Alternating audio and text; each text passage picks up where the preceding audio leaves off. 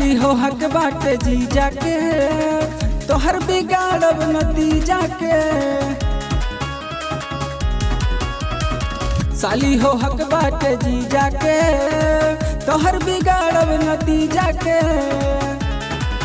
गोरे गलिया पर रंग लगाइबे हो। होली में जीजा जी घरे न तोहरा आइब हो।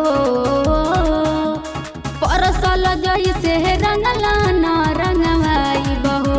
हे हो चोली में अपना रंग ना डलवाइब हो। परसल जैसे रंगला ना रंगवाइब हो।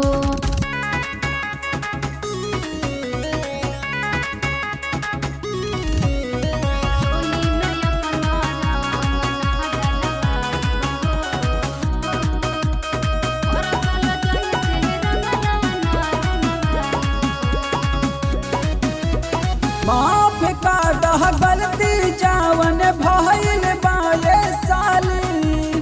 हर साल रंगला चीज हमर दोनों हाली हाली। माफ का दह गलती जावन भइल बाले साली। हर साल रंगला चीज हमर दोनों हाली हाली। या सो दूरे से रंगवा लगाइबे हो।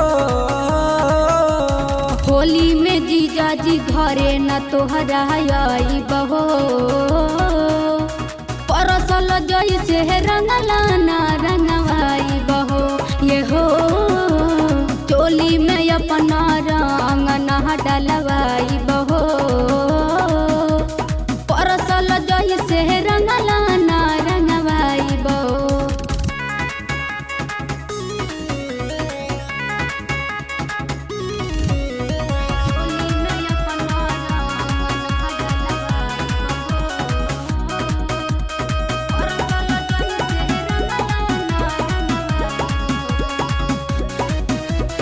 गुड्डू सोनू सुरीला कहे डालले बिना न जाई।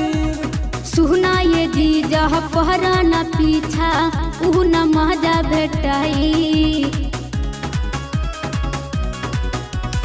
अवधेश पागल प्रेमी कहे डालले बिना न जाई। सुना ये जीजा पहरा न पीछा ऊ न मजा भेटाई। रंग पानी से हम नहवाइबे हो।